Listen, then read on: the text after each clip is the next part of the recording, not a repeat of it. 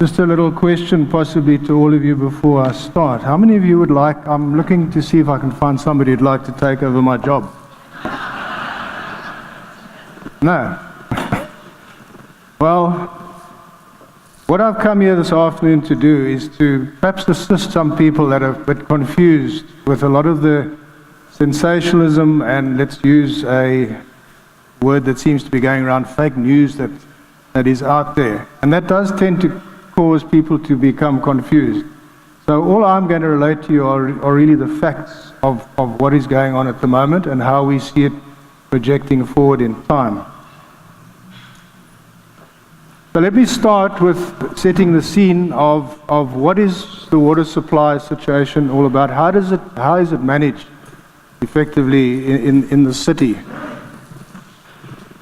So water in the Western Cape system of dams, and that's the system from which the city receives its water, and together with the city, other municipalities around this part of the Western Cape, and the agricultural sector within the Western Cape area, fed from that dam system. So what you see up there is a diagram schematically outlining that's the system, and it comprises a number of dams, a lot more than 6, but there are 6 major dams in that. And that is filled, dams are filled from runoff, not necessarily rain. So if it rains now, you get a bit of a smattering of rain, and whatever rain falls in the dam goes into the dam. May only be a millimeter or 2. The way dams work is you need runoff. It's a concentration of those large areas of catchment around the dams to run into the dams. But that can only happen when the ground is saturated and you get runoff over the surface down to the dams. So that you get in winter time only. Hence you don't see much change in the dam levels when it rains in summer because the ground is dry and the water just soaks in.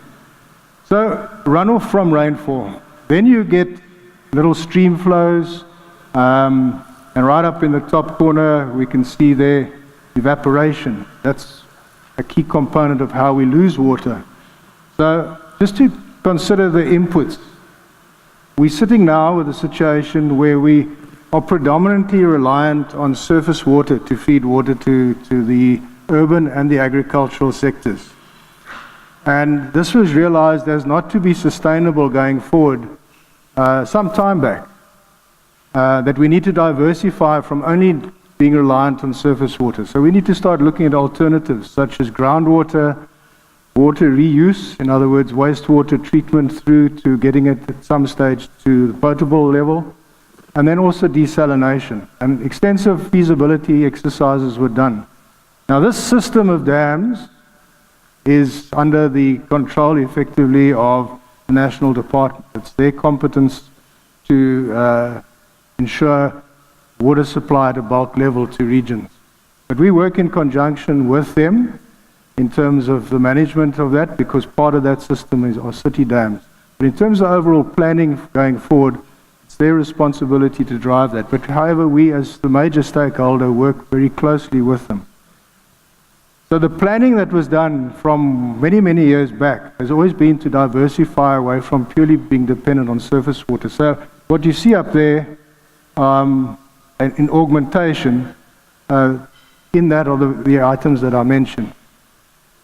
So that little wedge that you see there in the current situation is really the component of the augmentation that is envisaged now going forward, compared to the amount of water that comes from rainfall each year. So one cannot discount rainfall as a major component and think that one can go off the grid, as it were, and only rely on new augmentation water. Rainfall comprises a huge proportion. So I'll elaborate on that a bit further. But what are the key drains from the dam, if I can put it that way? It's the urban sector and it's the agricultural sector. And the third one is evaporation, which we have no control over, but we can control the agricultural demand and the urban demand, Cape Town and the other smaller ones. And that pie graph gives you an indication of the proportions. Cape Town takes about 64%, agriculture just under 30%, and about 7% goes off to other municipalities, smaller urban settlements around the area. And that is assuming evaporation is so it's just talking about what's actually drawn off, not the evaporation portion.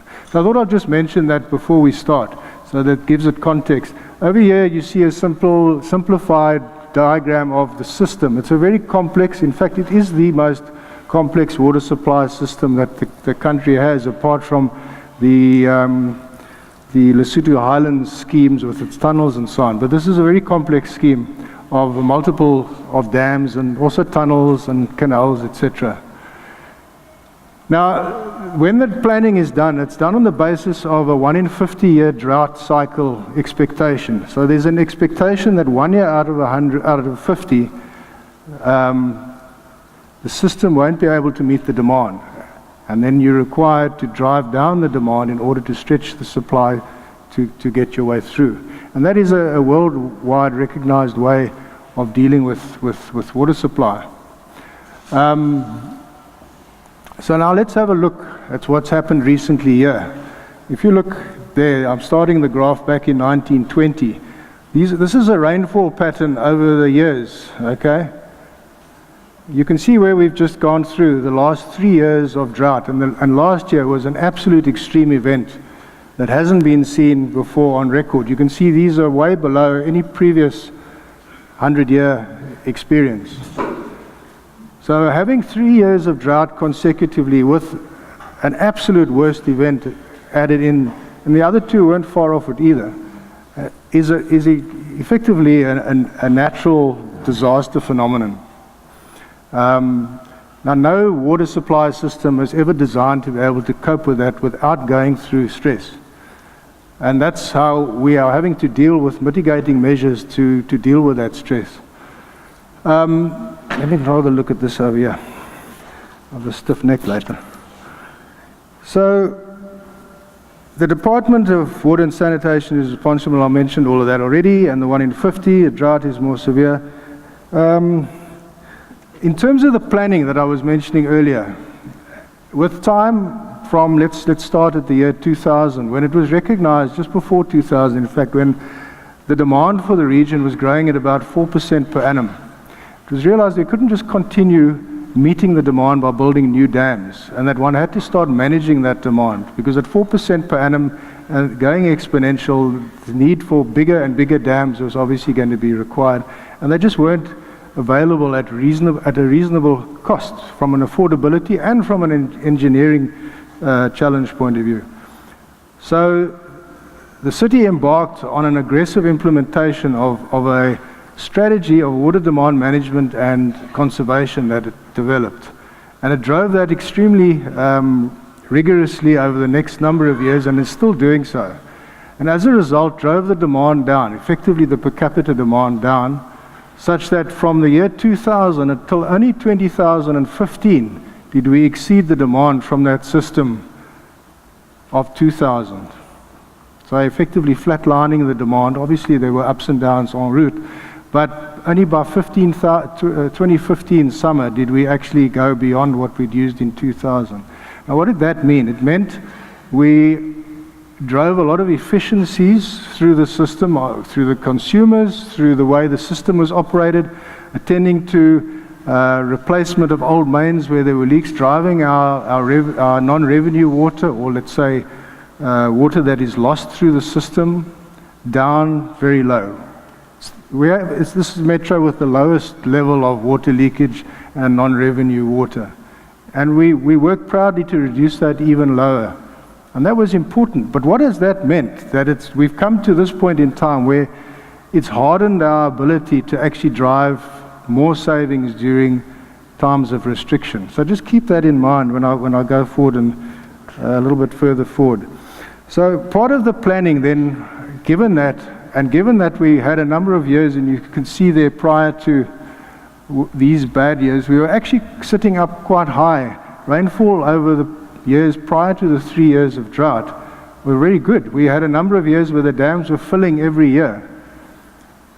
And given that the demand had dropped down, the review of the Western Cape system and the projections for augmentation requirements that is done every year indicated that there was no longer need for augmentation to take place until, well, in fact, until the end of this decade.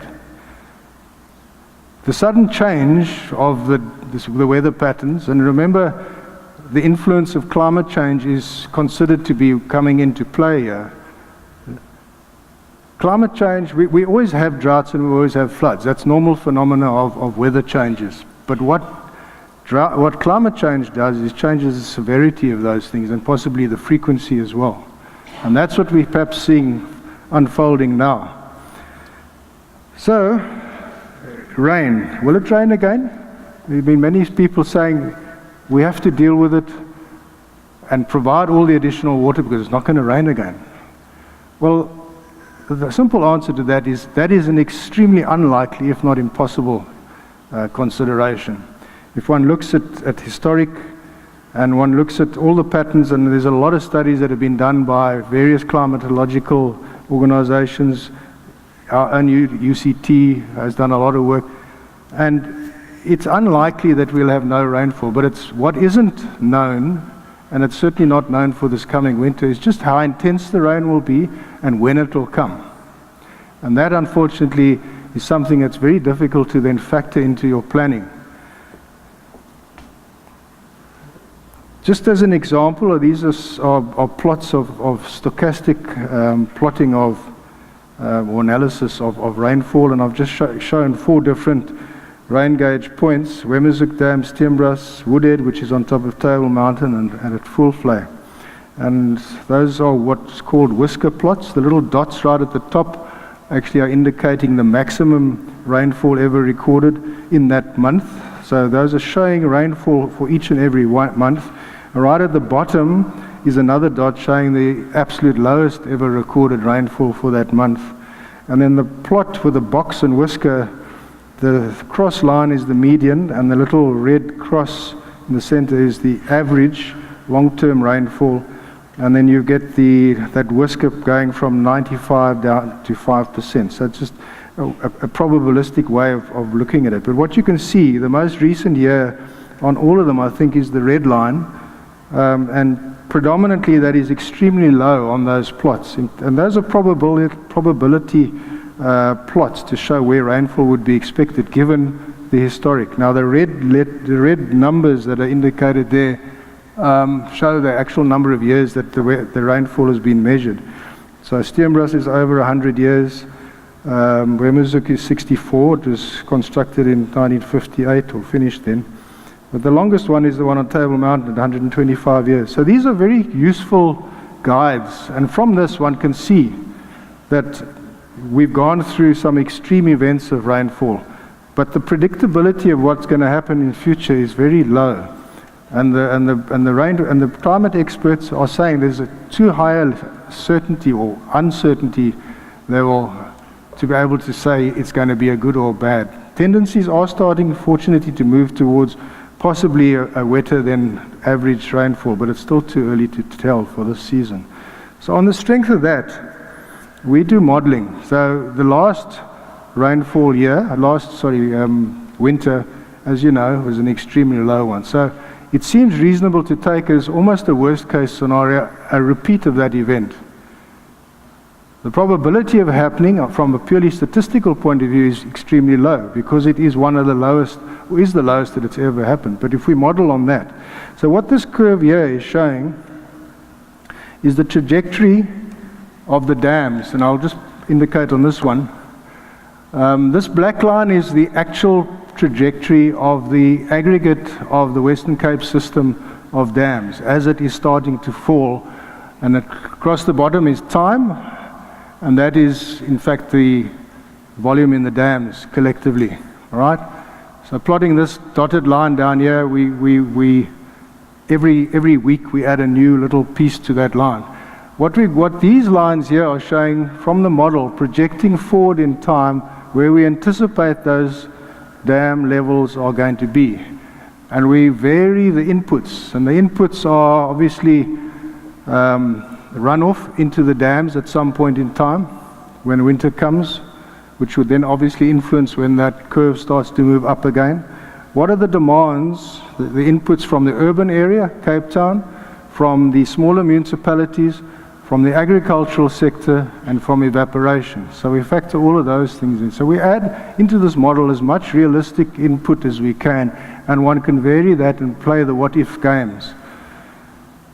Now, in terms of the National Department having declared restriction levels of 60% on the agricultural sector and 45% on the urban sector, we have, in line with that, gone to 6B in order to achieve the necessary restriction. Now, as the urban sector is Cape Town, we're still not meeting the 45% cutback in our restricted allocation. In other words, we have to look at what was our usage of water up to the point just before restrictions came into effect, and we need to cut that back by 45%.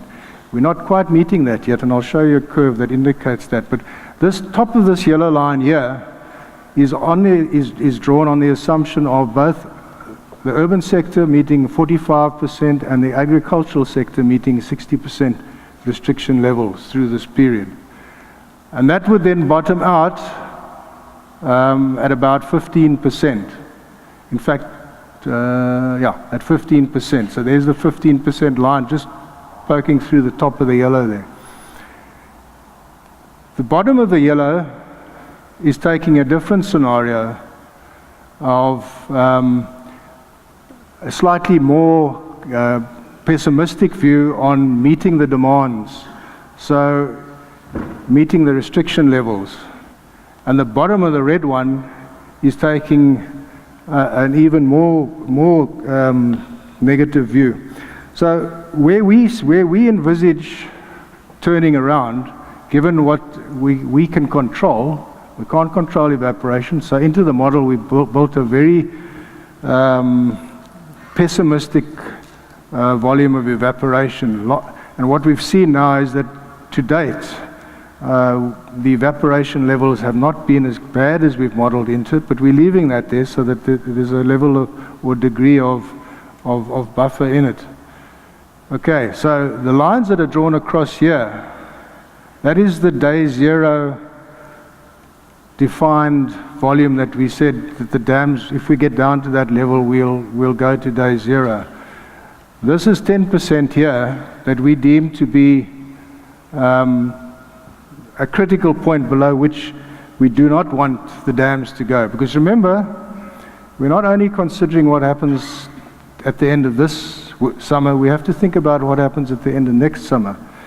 Because, as I said right at the beginning, we have no surety of what's going to happen in this winter. How much rain are we going to get? So we have to plan for the next one as well. So plotting the line through that, down that curve that you can see, the heavier dark, that's where we are to date.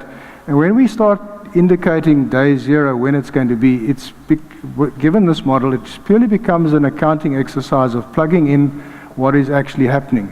So it's not done on an emotive thing of, yes, we must move day zero now because of whatever reason. It's because that's the reality of how we best see it's going to play out. So what did we say to Cape Town when we started talking about this? Cape Town, understand that day zero is a reality. It can very well happen if we do not meet the requirements of the restrictions. So that you can see, if we met the restriction perfectly, we would be up on that level. But because we've been running at 600 and 600 plus for quite a long time, since we imposed the restrictions needing to get to 500, we've dipped down into the yellow zone. Another factor that is important to remember is that, and I'll show it to you, perhaps let me go there now. On the next slide, I can come back to it. Here, agricultural sector has been using up, and they chose to use up all of their restricted allocation as quickly as possible. That was a choice that they made, and they asked for those releases to be done from the dam so that they could take that water up. However, once they've now reached that restricted allocation, they are being cut off. And already the lower Berg River Irrigation Board has been cut, and the upper, and that was last week. And this week, the upper irrigation board, Berg River Irrigation Board, was cut. And in the next few days, the Refeersonder end irrigation board will also be cut off. They were cut off, but then they asked could they have the balance. They stopped taking, leaving some more water, but now they've decided to take the balance of it. So they are still taking, and then once they reach that capping point, they will be cut off as well. That will also help to move that day zero projection forward, because then the decline of the dams week on week will slow down. So just to understand that, to go back to that, the intention obviously is for us to stay in this yellow band and try and keep as high as we can. It's anticipated we can get through at that point and avoid day zero. With the capping off of the agricultural sector demand, and with the extensive pressure now being put on the residential area of consumption to cut down to the 500 and below 500 to 450. Okay, so just to illustrate in terms of actual volumes drawn, the top diagram shows you the amount of water taken by the different sectors, let's say, that feed out. Remember right at the beginning I said urban, agriculture and evaporation. So right at the bottom of that diagram there, this is the unrestricted one. That's evaporation. Obviously in summer it's higher, in winter it's very little. We as the urban area, or the green, also cycles through the seasons, but not as predominantly as you can see the agricultural sector does, which is the top. But now you can see under the 60% and 45% restrictions, much lower. There we peaked at over 2,500 megaliters a day, a combined consumption of all three of those components, whereas now we're looking at it under 1,500 megaliters a day restricted level. So it's a significant amount less than it would have been. All right, so here, this is the gray lines that you see running up. That is the projected normal allocation of water that we were using prior to the restrictions. This is the projected line. This blue line is the projected line of what the restrictions require us to be on. And you can see this is the urban sector, Cape Town, in fact, where the black line is tracking just above that blue line. So we're not within the restriction level, and that's where we need to pull back. So we need to drive that demand down so we can get onto the lower side of that blue curve. By contrast, looking at agriculture, their projected usage for normal non-restricted level was up there. They were in fact using at some times even more than that. Okay. However, they're now reaching the point where they would be capped, and this is the limit of the water that's going to be allowed for agricultural sector to be taken out of the system. That's our limit there, and that's theirs. Okay. You can see 58 million cubic meters versus 174.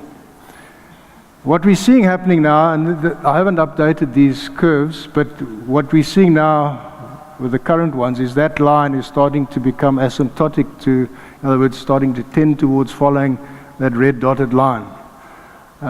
So we believe that we've had assurance from the National Department that they will strictly impose the cutoffs to agriculture. So that gives one more confidence that we can curtail that massive demand. It will be cut back. We're already seeing the effects. That's why we were able to just this week say, all right, day zero has moved now by 4 days. It's going to move significantly when the real impact of all the agricultural sector capping takes place. But then we, of course, we sit with the problem. We don't want people to think, okay, day zero is not going to happen now. It's moving. I don't have to save water anymore. It's all done. So you understand the difficulty in getting the message out that people must still maintain. Because if we shift it, the day zero will move because agricultural demand drops off. If we continue as the urban sector to use more than is necessary, as is indicated by the restriction level, that day zero will start moving back closer to where we are now.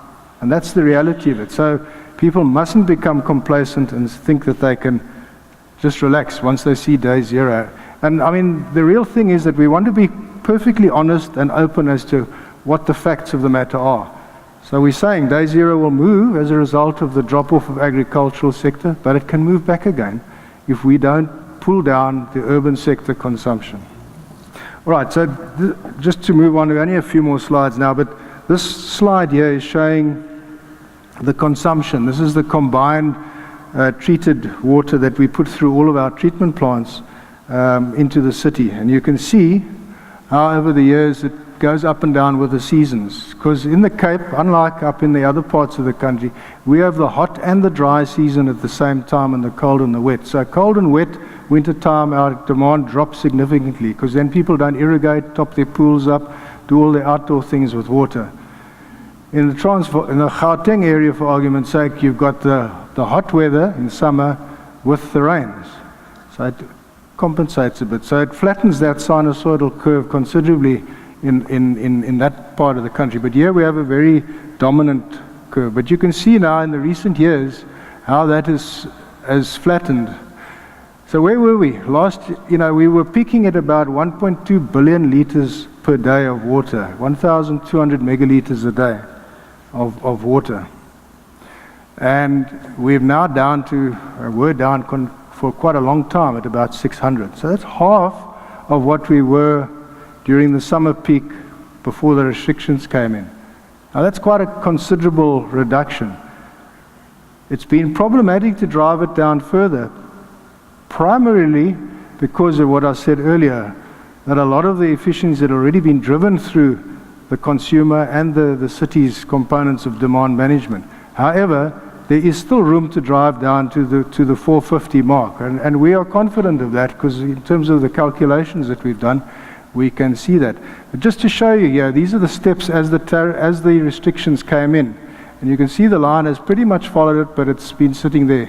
We are seeing now, particularly this week after the announcements, that the demand has started to come down well into the 500s. We've had 560s, even down to, it was close to a 540 at one stage, but 580. The average at the moment is well down into I think the average is sitting at about 580, the 7-day moving average, which is what we're basically using to iron out daily fluctuations. So that is encouraging that it started to move, and we expect that to continue moving down as more and more people take to heart what has been said and start driving those additional savings to get to the 50 liters per person per day. Just to show why the emphasis has been on the residential, let's say, or urban consumption. The bottom right-hand corner, you see a pie graph there. The yellow area are normal houses. The slightly orangey yellow show complexes and flats. And then you've got domestic other and informal settlements. Now, there's always said, so much water is wasted in informal settlements. Informal settlements comprises about 3.5% of the total consumption, a very small component. But putting all residential properties together, it's very close to 70% of the total consumption of the city. So that's why the big emphasis has been to drive that component down, because that's where the best gains can be. But obviously on the non-residential, the urban and industrial sector, there are measures that have been applied there too, indicating that you must conform to the 45% that the National Department has called for over your consumption prior to restrictions being applied. Yeah, okay. All right, so what did we use? The measures that we used to drive that, as I mentioned, the punitive tariff, in other words, the pain in the pocket. If you are going to use more, we don't want you to have to pay more, because we're not trying to use it as a mechanism to get revenue. We want to keep you away from it. But if you do understand, you're going to pay a lot more. So that's the idea of the punitive tariff. Demand management devices, we are hitting the delinquent users, if you like, hard. We'll put a device on. If you're not going to voluntarily drop your demand to where it should be, we'll make it happen by putting a limiting device onto your connection. And of course, we've been applying extensive amount of work into and spreading it across the whole of the city in terms of driving pressure down, because the lower the pressure in the system, the more difficult it is to extract a lot of water quickly. So that is another means of obviously driving demand down. So just very quickly, agriculture. Okay, so I've spoken quite a lot about the agricultural sector.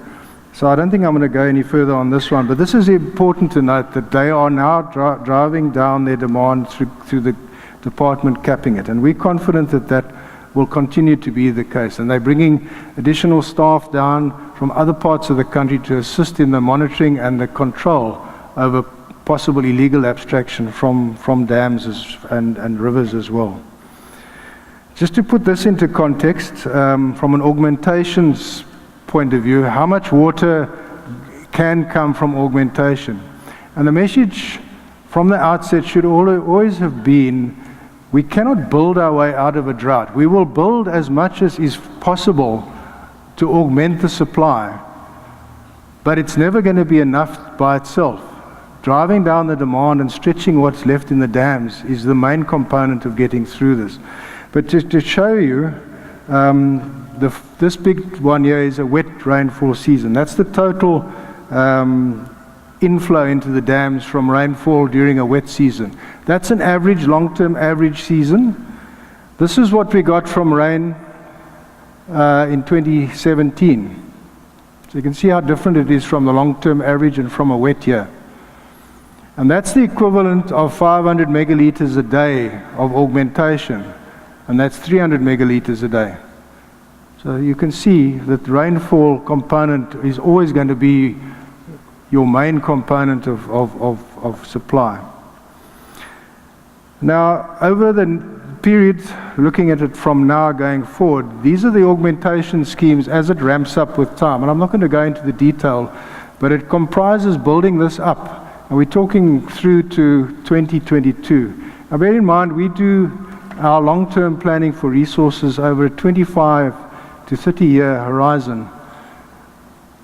Temporary, we're looking from the bottom up as temporary transfers. Now that's an important component. We've managed to identify, with the assistance of the National Department, water from another watershed, Groenland area, irrigation area, where they have got additional water that they aren't able to use. So we are able to get that by running that water down from those dams, down the Palmit River, and transferring it up through our own system into it. So it augments the supply. Well, Africa, you'll have to give me a few more minutes because there's one or two very important ones I still want to show.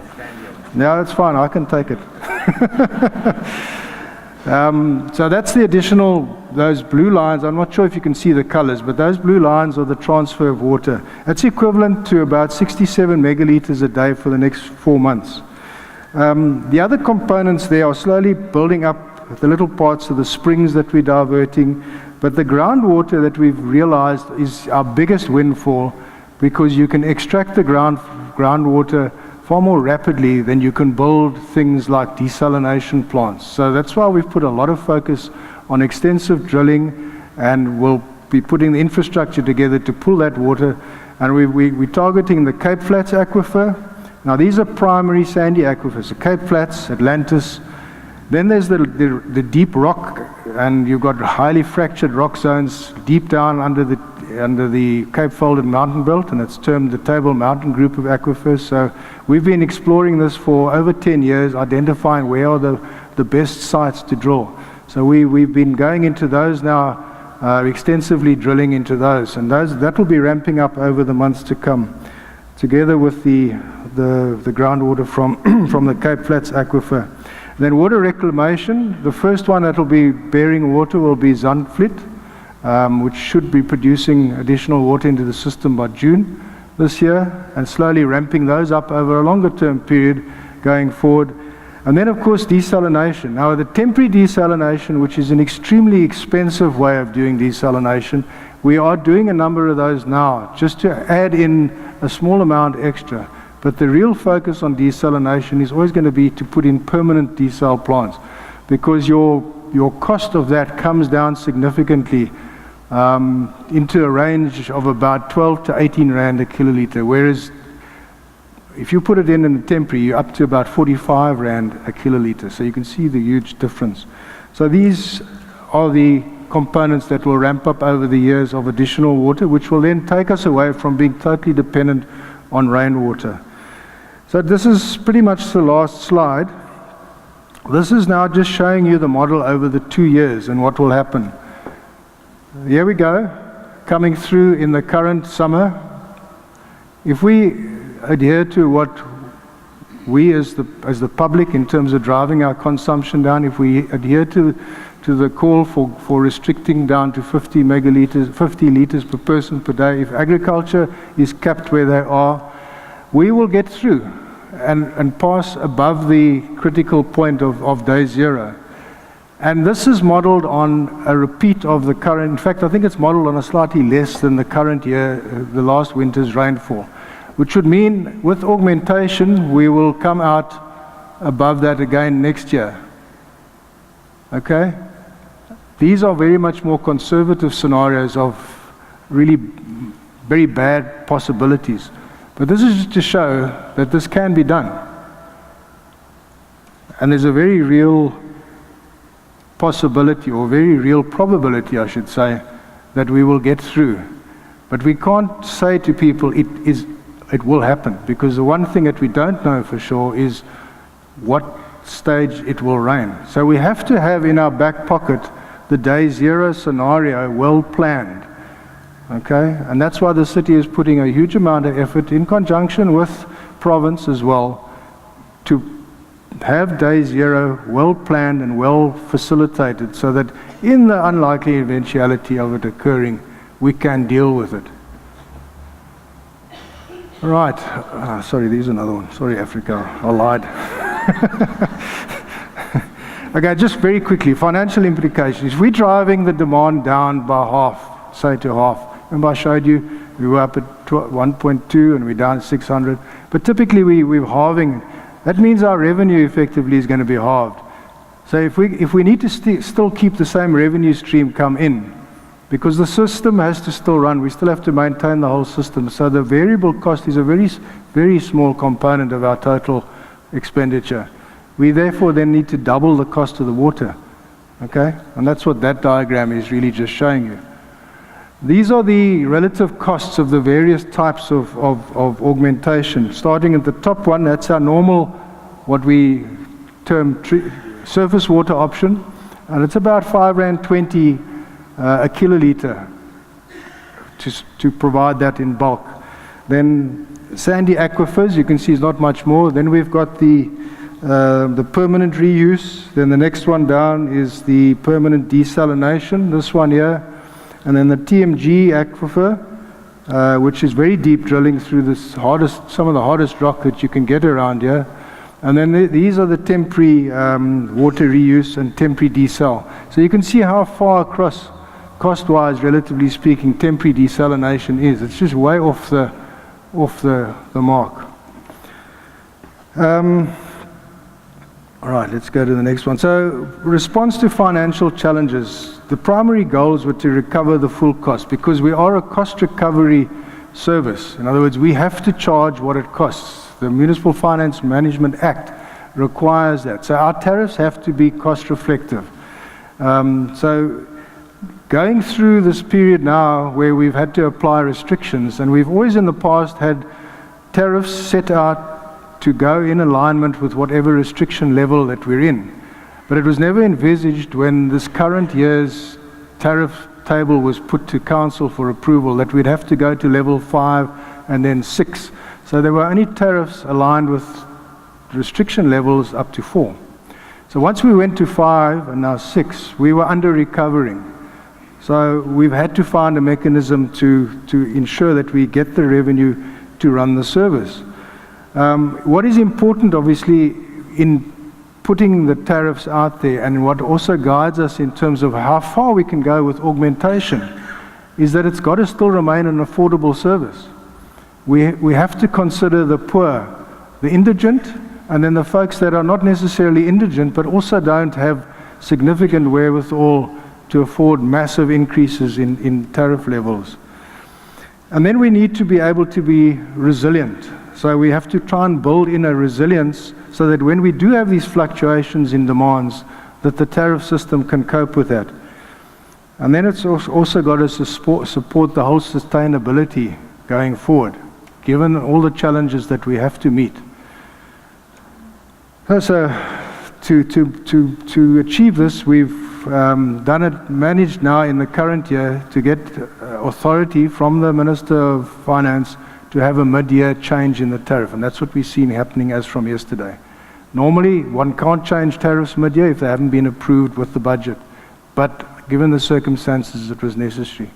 And of course, we'll be reworking the tariff system going forward. Okay, this is my last slide, I promise. So day zero can be avoided. Okay, this is just the last message. Folks, this is not an emotional thing. It can be avoided. It's simple arithmetic or mathematics. You can see, I've shown you. We can see that if we stay within the restricted zone for urban, and if agriculture stays where it's supposed to be, we can get through this. Evaporation, we've been very conservative in estimating, so we might have a little bit of leeway there, but it can be done. But we need everybody's assistance. We can't do this by ourselves. So what did we do? Recently we've put in the punitive tariffs, and we are driving the demand management measures as heavily as is possible to do, and we've pulled in many resources to do that. Then the influence of the agricultural restrictions, that's got to stay. Communications, of course, is really critical at this point in time, and we are trying to align all the, let's say, spheres of government to give the same message so that there isn't confusion to the folks out there. And we really appeal to the press and the media to be our partners going forward, because it doesn't help anybody to confuse the public with mixed messages. And the city is going a long way to engage stakeholders, such as yourselves, to come on board in assisting. And we've had tremendous assistance from the hospitality community, tourism, and so on, in terms of keeping their patrons, their customers, apprised of what the situation is. I've flown back in from Joburg this week and announced over the airline as we came into land was that, you know, there's a drought situation and so on and so forth. So that was great. But in the hotels, etc., I've seen it. So and this is what I'm talking about. We need to all pull together. So if I can just leave you with that message, and Africa, thank you very much. And to JAMMS, if I can use that acronym, thanks very much for this opportunity to be able to just share this with you.